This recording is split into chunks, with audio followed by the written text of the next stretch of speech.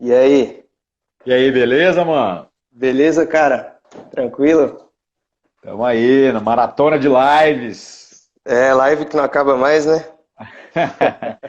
Mas tem As umas partes. boas, tem umas de vez em quando que é divertida. É a. Vou falar igual o Lula, ainda bem, né? Que o coronavírus proporciona as lives. Ai, ai, não, o pior é assim, cara. Nós não tá nem podendo botar essa na conta do diabo, não. A gente tem que falar assim, ainda bem que Deus omitiu da gente um tanto de coisa pra gente se ferrar um pouco e poder reavaliar as prioridades, né? Meu Deus do céu, cara, nem me diz. Ao mesmo tempo que é tanta coisa boa que a gente escuta nesse período de quarentena, a gente também vê tanta coisa esquisita, cara. Pelo amor de Deus. Eu tenho visto muito testemunho bom, assim, cara. Eu tenho visto muito testemunho bosta também, faz parte, né? Mas Uhum. de gente, às vezes, querendo voltar a culto a qualquer custo, no sentido de preocupado com grana, com prédio. E algumas coisas até são legítimas, mas é complicado, né? Muito delicado. Agora, assim, testemunhos legais de gente se reinventando, né? Dos irmãos assumindo a frente mesmo das coisas e mobilizando coisa social, ou de cuidado, ou de ajudar os velhos, umas paradas assim que era para ser mais normal na vida da igreja, né? E que só estão acontecendo agora. É, muita igreja tá começando a ser igreja agora, né? Esses dias eu tuitei no meu perfil lá do Twitter que é uma orientação às igrejas que já tinham projetos, né, sociais, questão de cesta básica, coisas desse tipo. E nesse período de quarentena eles pararam, tipo, esqueceram da vida, esqueceram das pessoas que necessitam, né? E aí fiz uma orientação lá, pessoal, ó, vocês que já tinham um trabalho, continuem, né? As pessoas continuam precisando, né? A caridade continua precisando ser feita e a gente percebe que alguma galera deixou atingir essa parte do coronavírus, deixou atingir essa parte também dos problemas sociais do pessoal. O pessoal está meio que esquecendo do resto da comunidade aí. Nós estamos fazendo uma conta aqui interessante, cara.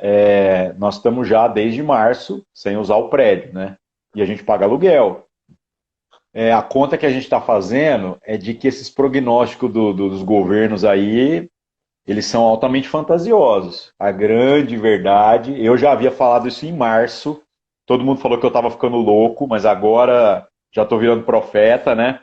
Eu falei para a galera que isso duraria no mínimo 20 semanas. Aí o pessoal, não, 2 semanas passa. Se cumprir esse prognóstico de 20 semanas, nós estamos na 11ª agora. Então ainda faltariam 9 semanas, mais 2 meses, o que daria em meados de setembro. A conta que a gente está fazendo aqui é que se esse negócio passar de setembro, compensa a gente encerrar o contrato de aluguel, devolver o prédio, porque também a hora que voltasse, se voltar tudo de uma hora para outra em setembro, outubro, as pessoas ainda vão estar com medo. Até retornar essa cultura do estar junto em aglomerações, ainda vai levar mais um tempo. Aí a conta que a gente está fazendo era isso, a gente falando assim, cara, 2 pau e tanto de aluguel, será que a gente não abre mão desse negócio agora e continua trabalhando do jeito que está trabalhando, que está sendo bom demais, quebrando paradigmas, né? E a gente não reverte isso tudo para ajudar as próprias pessoas? Aí, É, cara, uma galera até pegando e falando assim, nossa, cara, seria doido, né? Fala, ao invés da gente ficar dando o que sobra, a gente faria disso a nossa principal despesa, né? é. Vocês têm quantos membros lá? Desculpa a pergunta. Esse Cara, prédio? eu faço parte de um ministério chamado Sal da Terra, né? A gente não é Aham. bem uma denominação, é muito mais um vínculo relacional do que denominacional, né? Esse ministério foi gentilmente convidado a vazar fora da presbiteriana no final dos anos 80. Então a Nossa. nossa base é reformada, obviamente, por conta dos presbiterianos, tudo aí. Eu não sou dessa época, eu me vim bem depois. Isso é muito sólido, mas a nossa experiência comunitária ela é bem bagunçada, no sentido de. Ó, o gato aparece em todas as lives aqui, ó, fica pulando atrás de mim. A gente trabalha assim de uma maneira muito livre a organização de cada uma das igrejas.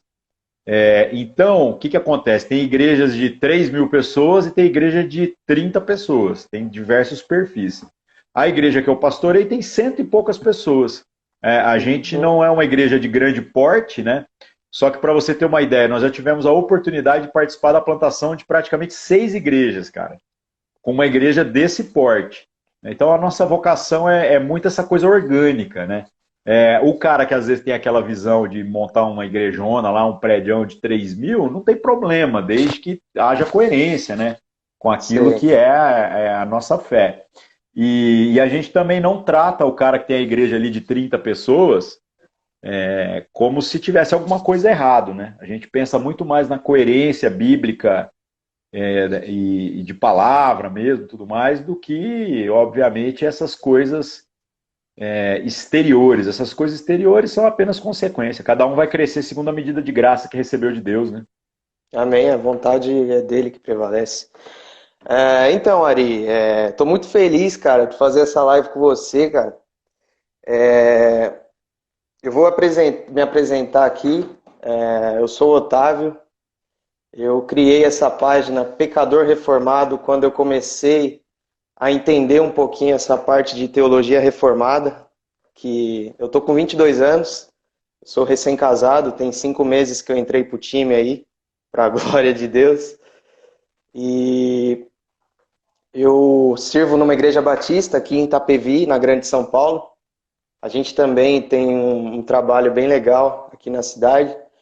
E a gente lá está mais ou menos com... Deve ter em média de membros participantes mesmo, por volta de 200, por aí também, alguma coisa assim. E eu ajudo a molecada lá, eu lidero junto com 2 amigos o grupo de jovens da igreja. E é muito bom trabalhar com essa galera. Eu percebi em algumas lives que eu vi sua que você não gosta muito de jovens. Você costuma falar que Não, jovem é não uma... é. Não, Não não, é uma não. questão de não.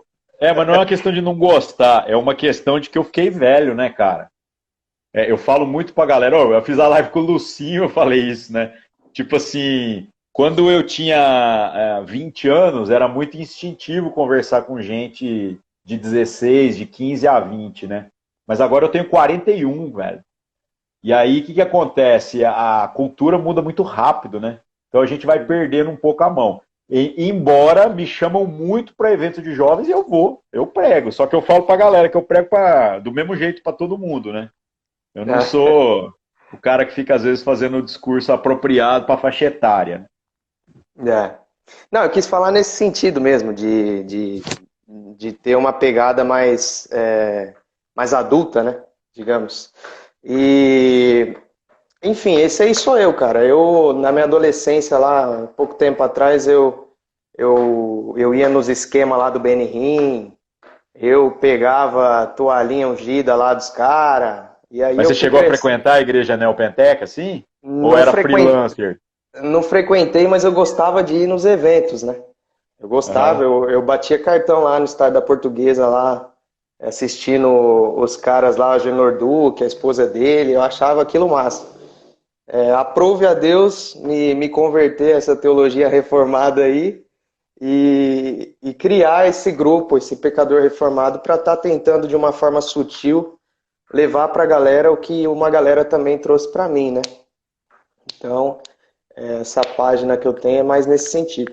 Quando eu contei para algumas pessoas que eu faria live com você, muitos responderam, mas esse aí não é aquele carinha lá que mete o louco lá no dia da maldade, fala umas papagaiadas lá. Eu falei, é esse mesmo, esse aí que é o cara. Esse aí não é o carinha lá da Bíblia Freestyle, não sei o quê, o cara que tinha um cabelão um tempo atrás. Eu falei, é esse mesmo, vamos acompanhar a live lá. Eu te acompanho há muito tempo e eu queria saber se é esse Ariovaldo mesmo que eu tô falando. Se apresente um pouquinho aí pra galera, que a galera às vezes tem inclusive esse é um dos assuntos que eu pautei aqui na nossa live pra gente conversar já já. A galera reformada, né? E a gente tem que tomar muito cuidado com isso. Eles se tornam muito autossuficientes, né? O cristão reformado, ele esquece um pouco, é um risco, né? Não são todos, mas é um risco que a gente passa, não sei se você concorda comigo, quando ele descobre alguns tesouros acerca do Evangelho, acerca da própria doutrina reformada, quando a gente estuda Martinho Lutero, os pré-reformadores, João Calvino, etc., a gente esquece em muitos momentos de algumas simplicidades, né, da vida cristã, que a gente aprende lá com a nossa mãe, com o nosso pai, quando está indo para a igreja, quando é molequinho, e eles nem sabem o que é reforma, o que não é, etc.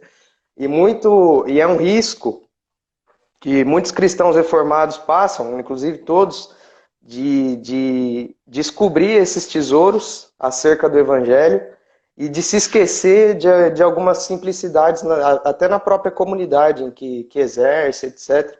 E aí, dentro dessa apresentação que você faz sua, eu queria que você falasse um pouquinho desse grupo de cristãos reformados que se perdem da simplicidade cristã, que deixam os irmãos por conta de, ele não segue a mesma linha doutrinária e caminho, ou então ele é ignorante, ele não quer aceitar que o evangelho é dessa forma, e aí acaba não sendo parecido com Cristo. Né? Tá, beleza, vamos lá então. O que acontece? Eu me converti na minha adolescência e custei a firmar na vida da igreja, né? Passei uma época ali depois, época de faculdade e tal, aprontei pra caramba, não tem como negar isso, que isso fez parte da minha vida, embora eu estava na igreja, e eu me converti numa igreja pentecostal. Então eu tenho muito pudor para cuspir no prato que eu comi, porque quem foi pregar para mim foram esses caras. E, cara, a igreja da qual eu fazia parte, ela tinha muitas incoerências, cara. Ela tinha muitos discursos que não fechavam, tinha um pragmatismo ali até muito preocupante. Gerar doutrina a partir da experiência, né? Que acabou se tornando a marca maior do neopentecostalismo, que a igreja não era num primeiro momento. Aí o que acontece? Aconteceu que eu me converti e já me senti inadequado ao sistema desde o começo. Que a gente começa a ler Bíblia e vai percebendo que tem umas coisas que às vezes não fecha, né? Mas o que me salvou foi o fato de me engajar logo com alguma missão dentro daquilo que é a missão de Deus para a igreja.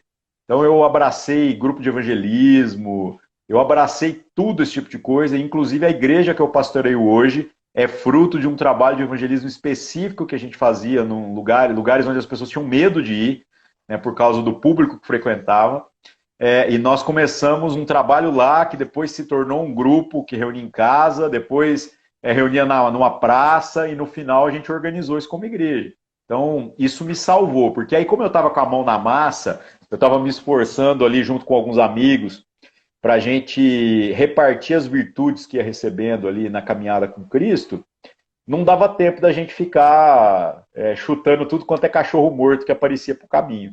Né? Então essa é a minha história de conversão.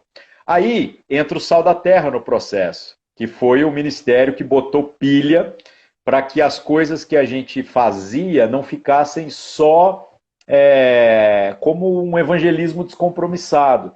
Isso acabou proporcionando posteriormente a organização do nosso trabalho como igreja e mais posteriormente ainda a questão até da ordenação pastoral e tudo que eu acabei experimentando. Hoje eu faço parte, para você ter uma ideia, do conselho do Ministério Sal da Terra. Né? Então, tipo assim, eu sou literalmente o cara que entrou pela porta dos fundos e que hoje estou sentado na janelinha, né? Coisa que eu entendo assim que é um grande privilégio. Aí o que aconteceu?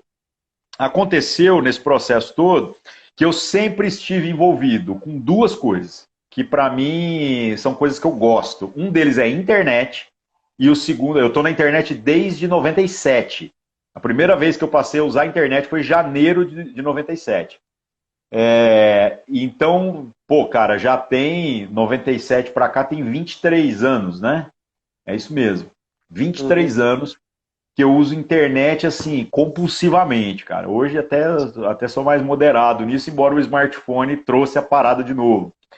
E outra coisa, a ideia do pioneirismo. Esse lance de quando eu cheguei na igreja, a gente ia trabalhar um evangelismo com públicos que ninguém queria trabalhar, me fez, assim, ter gosto por esse negócio. Então eu gosto demais de desbravar, de pensar naquilo que é um caminho que às vezes ninguém trilhou ainda. Depois que o negócio já está estabelecido, eu já fico tranquilo, eu fico feliz de verem irmãos dando continuidade àquilo que às vezes a gente começou. Então, por conta disso, eu fui me envolvendo com muita coisa que envolvia internet e pioneirismo. E uma coisa que eu descobri que é a linha de frente do pioneirismo no que se refere aos relacionamentos que são cultivados na internet, é a capacidade que a gente precisa ter de expor a nós mesmos, no sentido de mostrar para as pessoas que aquelas idealizações que a gente trabalha quando fica só em termos doutrinários ou na vida comunitária lá da hipocrisia, elas não traduzem uma realidade. E eu sempre me esforcei por viver esse negócio. Então eu me exponho no sentido de reconhecer que eu sou um pecador. Eu acho legal essa ideia do seu perfil, porque, cara, é só a verdade, não era nem para ser chocante, né? E eu tenho certeza que tem muita gente que às vezes vem perguntar o que você quis dizer com isso, né? Era para ser óbvio, né? Então, o meu testemunho é muito nesse sentido. O meu testemunho é de que eu sempre expus as minhas mazelas. Então, eu não entendo por que a gente tem que ser hipócrita. Eu não estou me conformando com o pecado, eu não estou me conformando com a minha velha natureza, muito pelo contrário. Eu acredito que o expor as minhas feridas, as minhas mazelas, também gera a oportunidade de, além de gerar empatia nos outros, mas gera a oportunidade também de eu poder ser tratado nas minhas incoerências. Né? Porque como é que as pessoas vão saber como me ajudar se elas não sabem nem quais são os problemas? Então, por conta disso, eu sempre vivi essa questão da exposição e da internet. Aí veio Bíblia Freestyle, Projeto Descrentes e uma série de coisas que eu me envolvi. Todas as coisas que eu inocentemente comecei a fazer, achando que ia alcançar um grupo ali de 15, 20 amigos, pessoas que a gente tem alguma influência, sem nenhuma ambição. A Bíblia Freestyle é uma paráfrase, né, que eu passei a fazer das escrituras, que inclusive eu tirei o site do ar esses dias agora, porque eu terminei o texto. Faltava fazer algumas coisas, faltava o Apocalipse. Eu terminei semana passada o Apocalipse, cara. E eu quero lançar isso impresso. E vai ser tridentes e tochas novamente. Mas a Bíblia Freestyle, que seria ler a Bíblia. Ler a Bíblia não, seria escrever algo do jeito que você contaria a história para um amigo seu. Acho que essa é a ideia, né? Porque toda pregação é uma paráfrase. Eu, pelo menos, vejo a coisa desse jeito, né? Principalmente a pregação expositiva. Toda pregação é uma paráfrase. Então, o que eu fiz? Eu fiz um bagulho na língua dos manos mesmo. Do jeito que eu conversaria evangelizando um maluco na rua. E o que aconteceu foi que no dia seguinte estava Globo, Bandeirantes, SBT, Record batendo na porta da minha casa para dar entrevista. Isso gerou muitos bons frutos, muitos mesmo, e é por isso que eu nunca pedi desculpa e fingi que nunca fiz isso, porque os frutos transcenderam qualquer expectativa que eu poderia ter. Mas eu estou falando muitos, é muitos mesmo. É uma coisa assim, quase imensurável. Não apenas de quantidade de pessoas, mas também de qualidade de testemunho.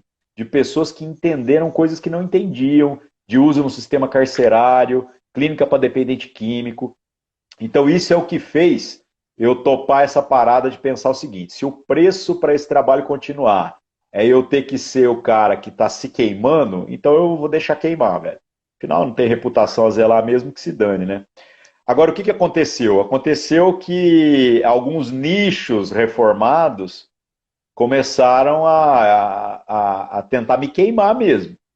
E aí, eu acho que algumas pessoas não tiveram a oportunidade, às vezes, de olhar o meu trabalho como um todo. Eles pegaram apenas algumas coisas e nem, às vezes, o trabalho inteiro da Bíblia. Os caras pegavam trechos e não tentaram compreender os porquês, não vieram me perguntar, já saíram tecendo opiniões a meu respeito. Eu nem estou dizendo que a opinião deles está errada, porque houve pessoas que às vezes vieram me corrigir em coisas que eu havia feito de uma maneira imprudente, e eu agradeci e fui lá e alterei o texto. Meu texto é paráfrase, ele pode ser alterado, ele não é Bíblia, né? Ele só aponta para a Bíblia. Então, houve muito disso. Mas também eu acho que houve um pouco, às vezes, de ego, de gente que estava querendo se promover às minhas custas, sempre tem, né?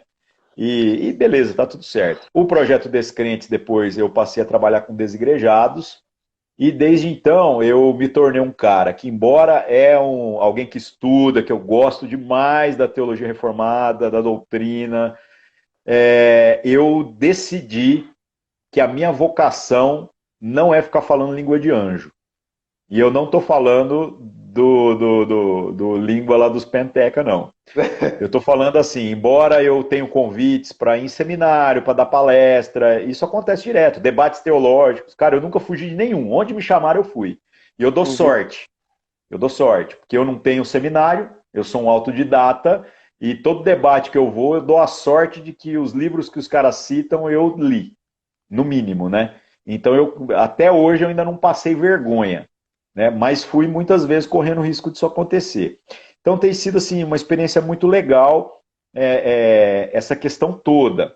Mas eu decidi que eu não quero ficar falando língua de anjo. Eu não quero ser o cara que fica debatendo a questão da teologia pela teologia. Eu gostaria Aham. de levar esses princípios da maneira mais simples possível para a vida das pessoas que talvez não os compreendem. Por isso que eu quero falar simples, por isso que eu quero falar a língua de ser humano normal. Então esse tem sido meu chamado, essa tem sido a minha vocação. E aí a minha trombada, que você falou com a galera reformada, né? É talvez um pouco de ego e tudo mais, mas a gente também não pode generalizar. Eu Sim. diria que a grande maioria, se fosse fazer aí uma enquete, não apenas nos nichos, não apenas entre alguns líderes mais proeminentes, mas entre todas as pessoas, eu diria que a aceitação, a qualidade da mensagem que eu tento comunicar é muito boa. Tanto você pode, vai no Mackenzie, vai lá nos seminários mais respeitados aí e pergunta lá. Você vai ver que talvez a maioria dos professores gosta de mim e, sem sombra de dúvidas, a maioria dos alunos gosta de mim. Um ou outro vai ter ressalvas? Lógico, eu acho que eu também não sou o cara que está 100% certo, não. As críticas são bem-vindas. Eu só gostaria que às vezes as críticas fossem feitas para mim, né? Porque eu quero melhorar. Mas se às vezes ninguém nos ajudar nisso, a gente não chega lá. Interessante. Você tocou num ponto aí que você comentou da falta de contexto, né? Por parte da galera reformada em querer vir atacar. É o que eu percebi quando eu comentei com algumas pessoas. Tipo, é aquele cara, mas tipo assim, aquele cara tem uma história, aquele cara tem uma intenção por detrás daquilo que ele faz, etc. E a gente que normalmente estuda teologia e tudo mais, a gente tem um amigo, inclusive ele está assistindo a live, ele costuma dizer a respeito do contexto, né? Contexto. Ele acorda, a gente acorda, não dá bom dia, a gente fala contexto. Para nós cristãos, a gente tem que sempre lembrar do contexto, contexto, contexto, contexto. E aí eu percebo que essa galera reformada esquece um pouco essa parte do contexto quando é para fazer uma crítica a alguém que não pensa talvez igual a ele, a alguém que não segue os mesmos princípios doutrinários e tudo mais. É interessante isso aí que você comentou. Uma outra coisa rapidinho que eu queria falar do mesmo jeito que tem esse grupo aí dos reformados que se esquecem das simplicidades, tem os caras da simplicidade que usa da simplicidade como desculpa para não estudar o evangelho a fundo, para não descobrir os tesouros acerca do evangelho de Cristo. Eles são os famosos letra mata, né? Que eles usam aquela Nossa, expressão tem demais, né, cara? que a Tem letra demais. E mata, isso vai etc. mantendo as pessoas na ignorância, né? Esse tipo de postura faz com que dê para fazer até a manutenção desse sistema de controle, esse evangelho que não liberta o cara, o evangelho que muito mais condiciona ele a uma série de coisas. Mas falando do movimento reformado, eu tenho ficado preocupado demais com algumas coisas que estão acontecendo nesses dias, principalmente no que se refere ao rigor litúrgico que a galera está reinventando, e roupas. Você percebeu que esteticamente as coisas estão tomando novas formas? Então, assim, eu não tenho nada contra. Até porque o ministério do qual eu faço parte, cara, é um balaio de gato esse negócio. Enquanto eu tenho liberdade para ir de meia e crocs e bermuda para pregar na congregação lá onde eu pastoreio, a gente vai ter outras onde o cara não vai sem paletó e gravata de forma alguma. Uhum. E eu entendo isso, eu não desrespeito ele na experiência da comunidade. Né? Tem outras, às vezes, que tem um perfil mais avivado do que eu gostaria. Né? E quando eu vou lá, me esforço por tentar me fazer entender no meio dos irmãos. Então a gente tem muito disso e eu vejo uma grande riqueza nesse tipo de experiência, da gente tentar entender os porquês e entender também a história dos irmãos. Uhum. Agora, o que eu tenho para pregar é a mesma coisa, é Bíblia. eu vou pregar em qualquer lugar que eu for, vai ser a mesma mensagem, né? Talvez a forma é que a pessoa precisa de um pouquinho de esforço, porque às vezes a mensagem não é para ela, o meu pacote cultural não é necessariamente o dela, ela precisa de um pouco de esforço, e eu também tenho que fazer um esforço para a gente conseguir falar na mesma língua. Agora, tem uma galera, às vezes, que está fazendo isso que eu falei, ressuscitando formas, que os caras têm feito das formas a própria régua para tentar medir o que é coerente e o que não é. Né? Então, o rigor litúrgico, como eu falei, né? É óbvio, né, irmãos, que muitas coisas que a reforma trouxe para nós, tipo a gente fazer esse reexame das práticas litúrgicas, o que existia na igreja, o que não existe, até mesmo as formas de governo. Né, que a galera às vezes tem crise, fala, mas e a mulher ser ordenada pastora e não sei o que lá. Eu falei, velho, você quer minha opinião, né? Ou você quer o que está escrito na Bíblia? Porque o que está escrito na Bíblia não tem muito para onde correr, não. Né? A gente pode ter aí umas licenças poéticas para aceitar um tanto de coisa, até porque, cara, onde me chamam para pregar, eu vou. E aí tem pastor, pastora, tem o caramba, né? Aí eu vou lá para ficar esculachando? Mano, eu vou lá para repartir alguma virtude, mesmo que não seja aquilo, que às vezes seja comum no nosso contexto, né? Mas aí eu vejo a galera segregando pelas questões estéticas, pelas questões que são secundárias, né? Tipo, esse cara não parece pastor. Velho, na boa, para mim, pastor cuida de gente. Né? Até a palavra nem tem na Bíblia, velho. O correto seria a gente ser presbítero, né? A gente fala pastor, mas a palavra seria presbítero ou bispo, né?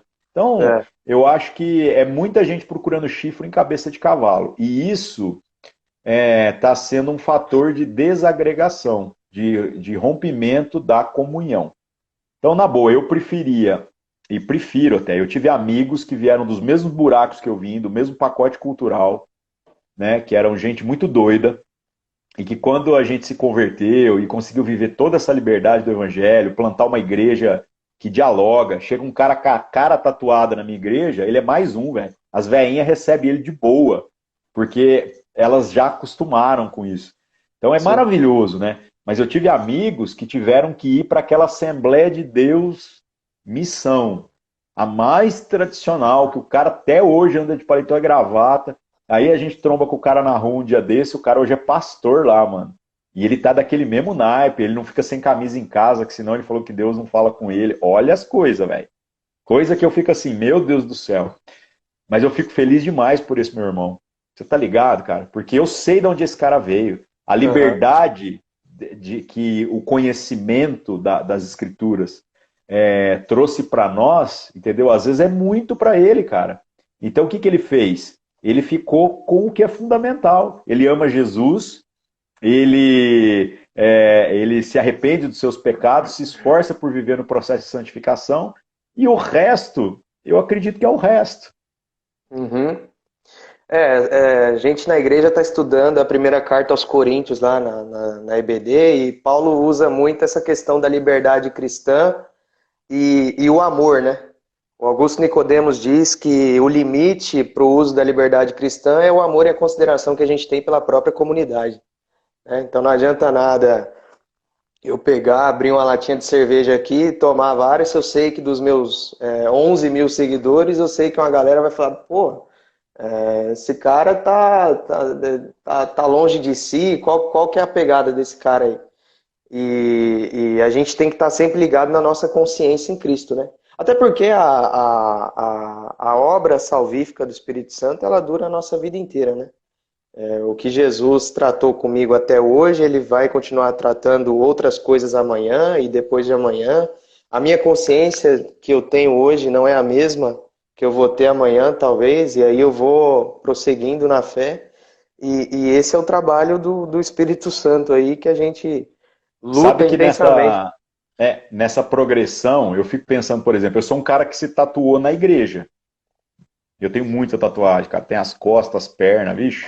Tem a tatuagem que começa no pé e termina na mão. Né? Você tem um E eu me Corinthians aí tatuei, também, que eu vi, tem né? um Corinthians no peito aqui, né, velho? Isso aqui é pra glória de Deus, né? Não, isso aí é algo que não Deus resolveu não tocar ainda. Velho, no sistema prisional eu tenho acesso VIP. Você tem que entender as Aí. estratégias aí do processo. Eu tenho direito à cama.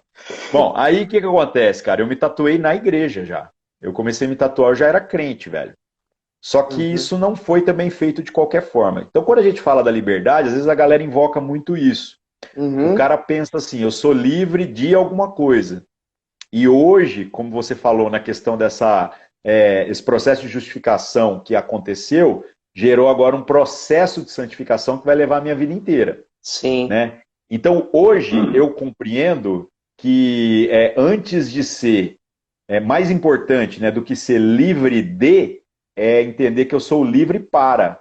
Então, por exemplo, hoje eu diria para as pessoas, eu compreendo que eu sou livre, inclusive, do meu direito de fazer tatuagem, se Uhum, necessário for, para que um irmão possa receber alguma virtude. E exatamente. pode ser que em outras épocas as motivações eram diferentes, mas hoje eu não teria dificuldade. Tanto que eu falo para os caras, eu congregaria em qualquer igreja hoje, cara. Seria ruim para a igreja. Porque se eu chegasse numa igreja onde o bagulho às vezes está muito longe daquilo que a gente já tem como prática, como vivência, né? Principalmente nessa linha mais reformada, eu acho que o choque é muito maior para os outros do que para nós, velho. Entendeu? Porque eu não tenho estresse, mano. Eu conheço tudo. Eu conheço o sistema todo, né?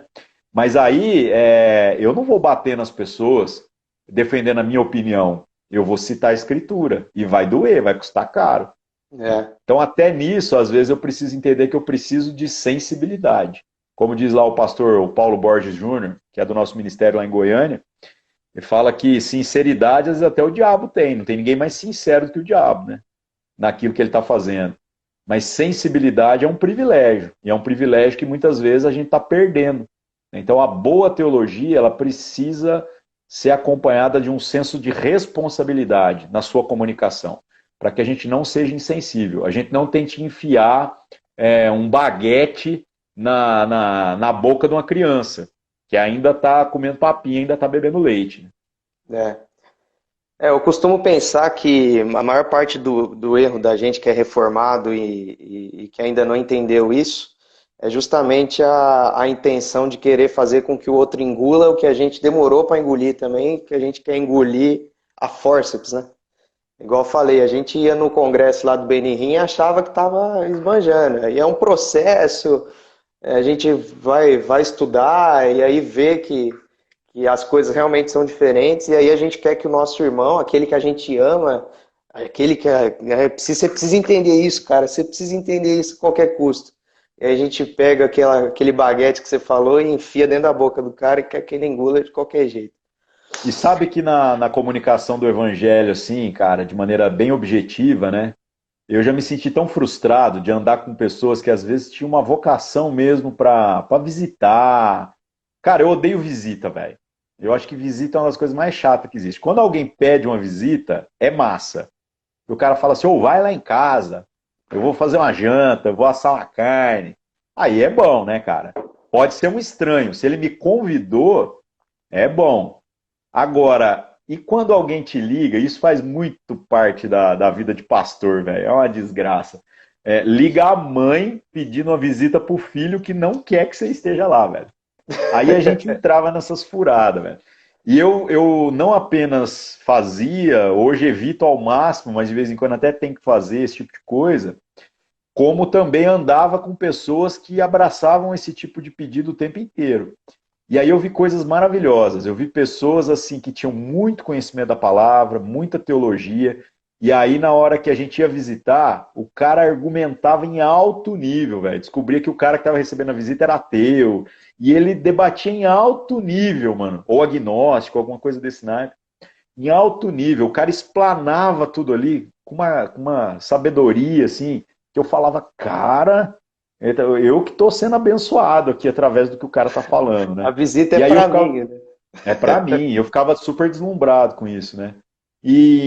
Mas aí eu também vi em outras situações umas pregação, assim, umas evangelização muito bosta, mas que eram extremamente eficazes, cara, pela coerência. Então, por exemplo, até um cara que eu estava fazendo live, que hoje é pastor de uma igreja batista tradicional no interior do Paraná, que é um dos fundadores da igreja que eu pastoreio junto comigo lá. Uma vez foi fazer visita para um cara, mano, ele sentou no sofá assim, aí o cara não queria receber a visita, né? Foi a família que arrumou. E Aham. aí ele assim, tá calor, né? Não tem assunto, cara. Aí o cara, tá. Você torce pra que time? Ah, eu torço pra tal time. Aí conversaram duas, três coisinhas de futebol, e ele virou e falou assim, velho, vamos andar junto, velho. E aí o cara virou e falou, vamos. E foi pra igreja, mano, e converteu, e pensa na coisa. Eu virei e falei assim, não é possível, velho. Não é possível. A gente, no maior esforço do tentando, e a única coisa que esse cara fez foi ter compaixão ali de um jeito que a gente não tinha sensibilidade para alcançar. Então, É. nesse sentido é que eu acho que nos falta acessibilidade, sabe? Nesse sentido, da gente entender que não vai ser com palavras persuasivas que a gente vai conseguir fazer alguma coisa. Como o Paulo fala, né? E por isso eu tenho optado também por trilhar essa jornada. Como o Paulo fala, né? Decidi não saber coisa nenhuma entre vocês. Agora, quando a gente junta os amigos, as pessoas que talvez tenham apreço pelo debate teológico, aí é festa, mano. A gente assa uma carne aqui em casa e aí nós podemos discutir o sexo dos anjos, né? Agora, no restante do tempo, decidi não saber coisa alguma senão Cristo crucificado. E não é baixar o nível, não é, porque eu acho que para a pessoa andar com quem aprendeu a pensar teologicamente, custa muito caro. A gente não só lê, a gente lê e o tempo todo está se esforçando por viver, por repartir, por emprestar um livro, por fazer algumas coisas. Né? A única coisa que a gente não pode é forçar, porque senão rompe. Senão, às vezes, a gente mata o cara antes dele conseguir ter essa transformação de entendimento de maneira completa. Né? É, é ser o mesmo Cristo que debateu e teve uma conversa teológica bacana com Nicodemos, ao mesmo tempo de ser o Cristo que falou para a mulher adúltera, vai e para de pecar, se arrependa dos seus pecados. E é a mesma pessoa, é a mesma Né? Não, e personalidade, é o mesmo... A samaritana, que é outro povo, é outro público. E aí você fala, Jesus faz da samaritana uma testemunha na cidade, coisa que o Nicodemos não consegue assumir a vocação de ser. Uhum, Difícil, uhum. né? É incrível, né, cara? Velho, trocando um pouquinho de assunto, como eu disse no comecinho da live, eu te acompanho há muito tempo e, e nessa época aí que eu tava indo lá nos esquemas do Benihim, não sei o quê, o processo de mudança da minha mente e de alguns amigos meus que a gente sempre teve junto nessa jornada aí, passou pela aquela época que tinha aquele grupo do Lutando pela Igreja, do Missão na Íntegra, lembra? Missão Integral, que virou, na época era a modinha lá do tempo e tudo mais. E vi que você participou daquela pegada, como é que... eu queria que você contasse um pouquinho o que é que virou, como é que... Você se arrepende de ter feito lá o esquema com os caras? Eu vi, eu acho que eu vi uma ou duas ministrações suas dentro do programa dos caras lá. Eu cheguei até aí em alguns, na IBAB, aqui em São Paulo, lá com o Ed René, com o Ariovaldo. E é triste ver que a galera tomou uma pegada mais partidária, né? E virou o que virou para alguns. E eu queria que você falasse um pouquinho disso aí, cara. Que é Tá. uma coisa que eu sempre quis perguntar para você e agora eu tô tendo a oportunidade de falar com alguém coerente a respeito desse assunto. Mas é legal esse assunto. É uma coisa importante que eu aprendi algumas lições aí. O que aconteceu, cara? Quem aproximou desse movimento no Brasil, aqui da minha turma, foi o Paulo Borges Júnior. O Paulo Uhum. Júnior Gordinho lá de Eu Goiânia. vi, eu vi algumas ministrações dele na época e era muito bom, eu gostava dele também. Sim, porque Gosto quando dele. estava acontecendo o Missão na Íntegra, o negócio não era até sustentável. Então houve um grande esforço por parte do Paulo Júnior, a congregação que ele pastoreia lá, no Uhum. sentido de se tornar uma estrutura para ajudar a reorganizar o Missão na Íntegra, e foi aí que houve esse grande boom, que a coisa aconteceu. Então eu fui apresentado a uma coisa que já havia começado a andar. Eu não sou nenhum membro VIP da parada. Eu fui convidado em duas, três ocasiões a Sim. ministrar alguma coisa do tipo, mas eu estava sempre junto, estava sempre colando junto. Toda vez que vinha a turma, qualquer um daqueles caras aqui, eu fazia a maior questão de receber em casa, de sair Sim. para jantar antes, depois. Sempre esse esforço. E não apenas aqui, como em eventos também no Brasil todo. Agora, o Uhum. que acontece? Acontece que aquela questão da missão integral, o discurso me pareceu muito interessante. E para mim esse assunto todo era muito novidade nos moldes em que eu ouvi ali. Muita coisa densa, mas com aplicação prática. E usando como referência o material lá do Dr. René Padilha, que é o cara que cunhou a expressão missão integral, isso lá nos anos 70. Eu tive a oportunidade de participar de um evento onde trouxeram o Dr. René Padilha, uns anos atrás, que foi genial. Aí eu sentei com ele numa mesa depois, cara, e foi muito bom, porque aí eu fiz aquelas perguntas assim, perguntei sobre essa questão do marxismo, e o cara desconstruiu totalmente. Ele virou e falou assim, cara, marxismo é igualdade sem Deus. Isso não existe. Outra pergunta que eu fiz para ele, eu falei assim, mas o que você acha da desigualdade social e não sei o quê, e lá, lá, lá, que aí às vezes a esquerda que está lutando para acabar com isso, né? Aí ele falou assim para mim, ele falou assim, o filho do rico no Brasil, ele tem boa educação? Ele tem segurança? Ele tem saúde? Aí eu falei, tem, a melhor educação, a melhor saúde, a melhor segurança. Aí ele falou assim, ó, o filho do rico é menos corrupto por causa disso? Aí eu falei, não, ele é tão corrupto quanto o pai dele. Ele falou, então o problema da corrupção não são essas coisas. O problema da corrupção é falta de evangelho. Aí eu virei fã do cara, mano. Falei, mano, esse cara é monstro. Então Uhum. essa era a proposta original. E caminhando junto com os caras, eu vi as mais diferentes expressões. O Ariovaldo Ramos, inclusive, que eu não posso nem ficar falando muito o nome dele, porque da última vez ele me ameaçou de processo, porque eu discordei publicamente de algumas coisas. É sério, veio advogado com notificação aqui na Desculpa aí, cara, desculpa aí. extrajudicial. Não, mas sem denegrir nada, né? Uhum. Na mesa, quando estávamos sentados, quando a gente estava em momentos mais íntimos ali, né? Nunca escondeu a posição até política dele, sabe? Ele Sei. falava do Hugo Chávez como um profeta, quase, defender Lula, defender Dilma, essa turma toda. Sim. E a gente brigava. Ele é palmeirense também, velho. Eu, como corintiano, então, assim, a gente conseguia divergir num monte de coisa. Mas uma coisa que havia naquele momento em que eu participei era bem assim: bom, terminou o momento agora da janta, então vamos guardar essas coisas todas nas nossas gavetas e vamos voltar lá para o palco para pregar o evangelho. E isso acontecia, cara. Então, quando estávamos lá, a pregação era da palavra e não destas coisas que são fruto de experiência, que são fruto de opinião. Só que aí houve um divisor de águas, que foi o impeachment da Dilma. Quando o impeachment da Dilma aconteceu, né, alguns ali empinaram a carroça e isso, ninguém foi expulso, não foi nada disso.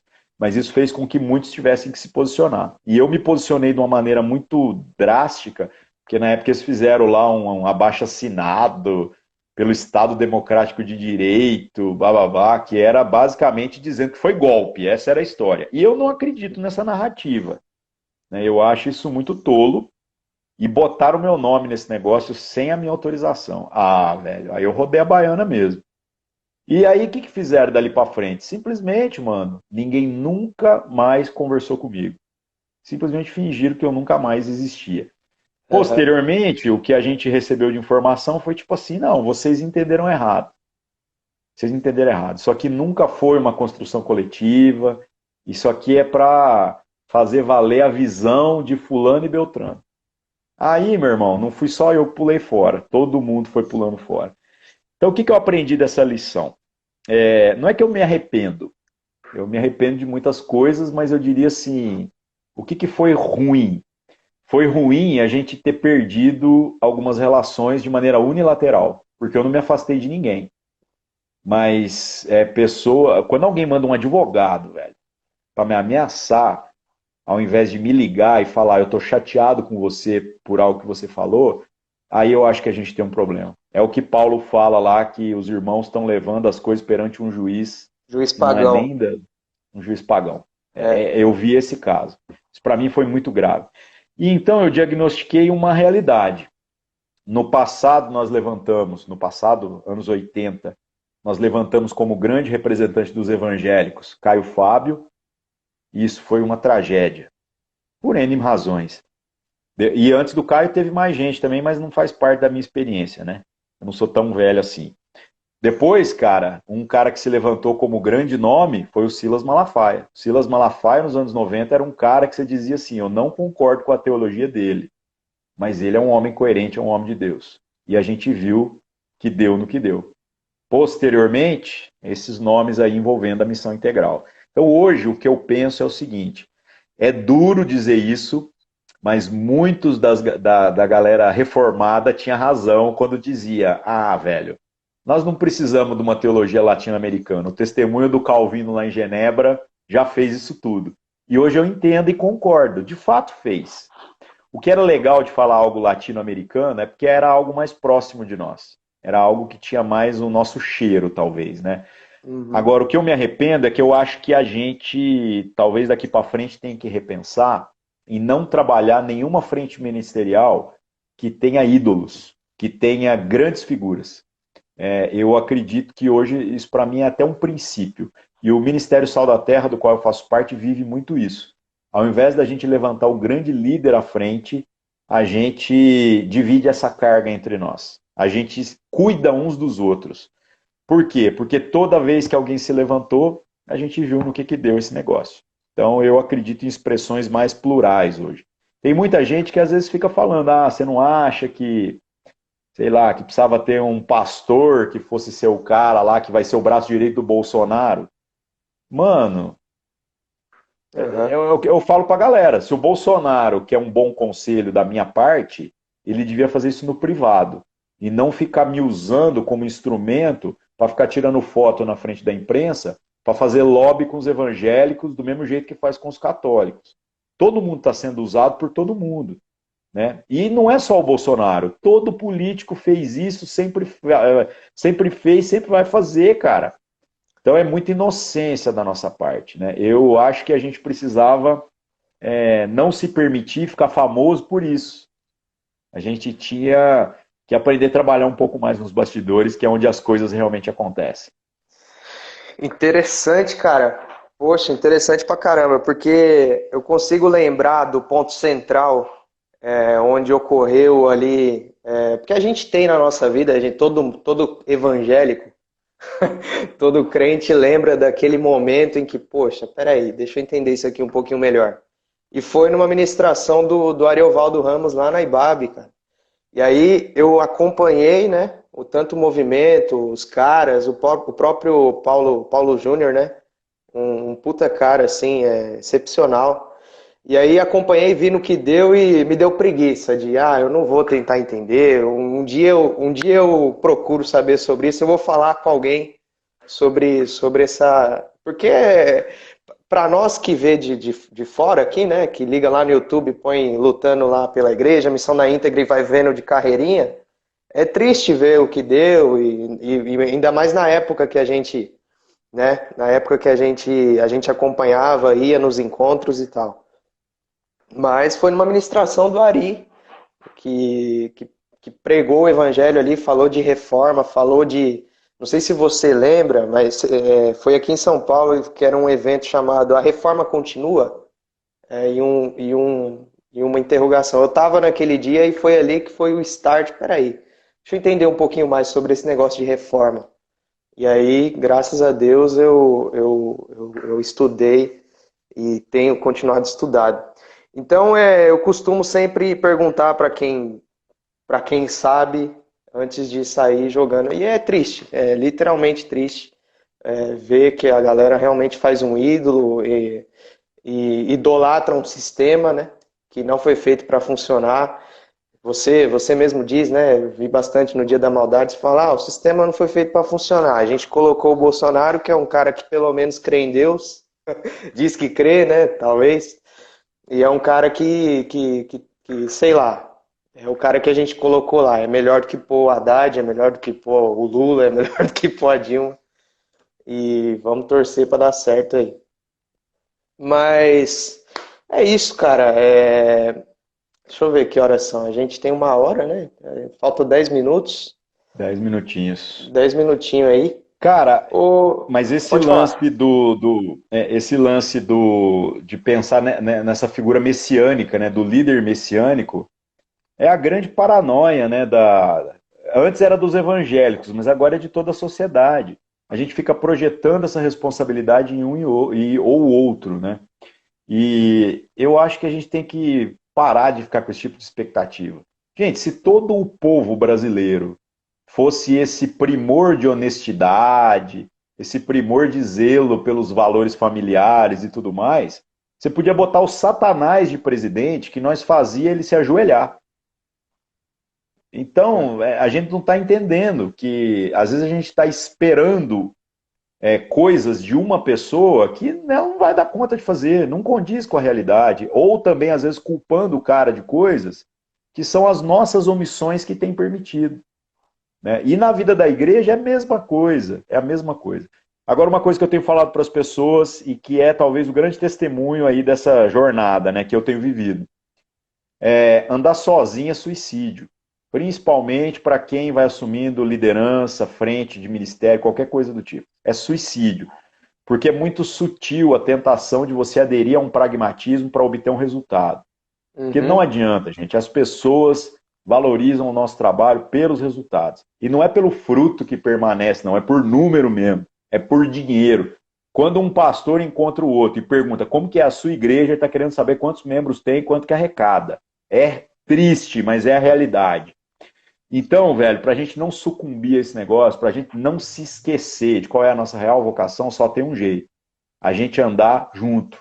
A gente andar junto de pessoas que a gente fique se relembrando o tempo todo da nossa vocação, do nosso chamado, e mais do que isso, que a gente cobre uns dos outros postura em todas as coisas. Aí a gente se protege. Aí a gente se protege. Né? Então, tem uma coisa no testemunho do Billy Graham, cara, que é genial, não sei se você já ouviu. Quando eles começaram o ministério, antes das coisas acontecerem, né?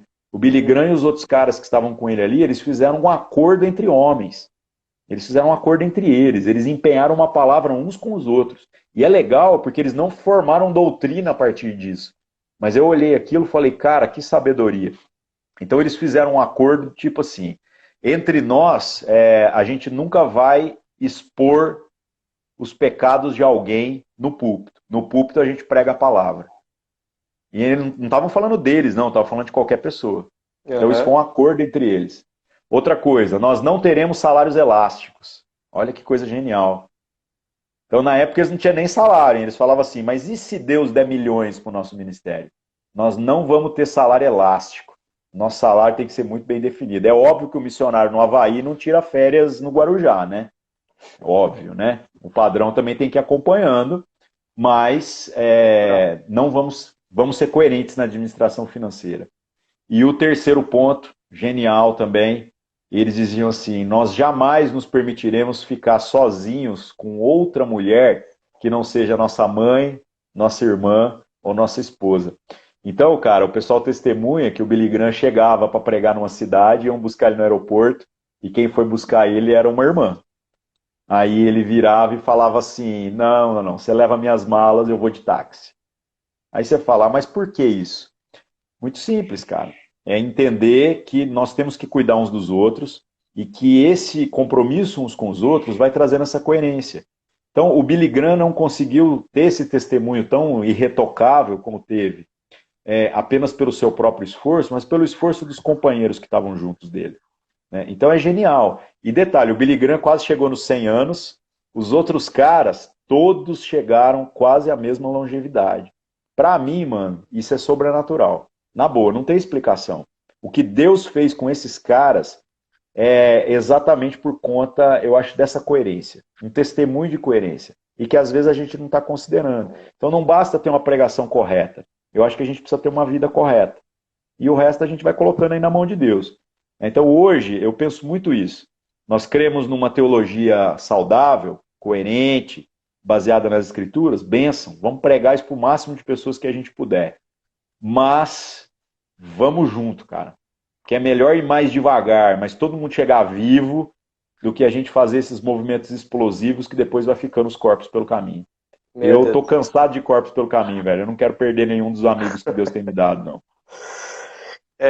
Cara, então acho que é isso, cara. Que maravilha de live, eu gostei muito. É um assunto que eu gosto de tratar com quem eu entendo que tem essa maturidade cristã e reformada, porque não sei se a galera estava com a expectativa da gente vir aqui discutir escatologia, vir aqui discutir se é Calvino ou Armínio que está certo, A mas gente não ia discutir, a gente só ia concordar, né? Nós tínhamos que trazer uns caras mais doidos aqui para teoricamente bater de sim, né? frente. Então, assim, eu gosto de pegar e se é reformado, beleza, mas como é que a gente transfere isso para o exterior, né? Como é que a gente transfere isso para o próximo? Como é que a gente faz para pegar o amor de Cristo e a teologia reformada e convergir na mesma coisa, que é o bem comum, o bem do meu próximo. E acho que a galera reformada precisa repensar muita coisa, né? O estudo, o conhecimento, como diz Paulo lá em 1 Coríntios, capítulo 8, ele ensoberbece sem o amor. O conhecimento ensoberbece sem o amor. E é isso que tem acontecido com muita gente que, teoricamente, era para saber muito de evangelho. E realmente, na hora de demonstrar isso, acaba pecando na execução. Parabéns, cara. Eu gostei muito. Eu vou salvar aqui a live. Depois eu vejo se eu te mando, ou enfim, para Não, a se gente salvar postar. ela, eu consigo baixar. Salva aí, deixa ela na timeline que eu consigo pegar ela, que eu vou colocar também no meu canal do YouTube, vou divulgar isso aí. Valeu, viu, Glória a mano? Obrigado Deus. pela consideração, obrigado aí pelo trabalho todo também, a divulgação das frases que você coloca lá. Não vi nenhuma do Benihim lá nos textos que você coloca na Glória a timeline lá. Deus. Ainda bem, né? Ainda bem. Às vezes eu pesquiso alguns caras, eu vejo uma frase muito boa, aí eu vejo lá o autor e falo, meu, deixa eu ir atrás desse cara aqui para ver se não é Mano, nenhum mas ó, eu não fake. tenho esse pudor. Eu já botei frase até do Chico Xavier, mano, na parada. Aí os caras, como assim? Eu falei, mano, a verdade na boca do diabo continua sendo a verdade. É um Glória a Deus. recorte. Amém. Beleza, cara. Deus Valeu, abençoe. mano. Vamos Obrigado continuar aí. aí.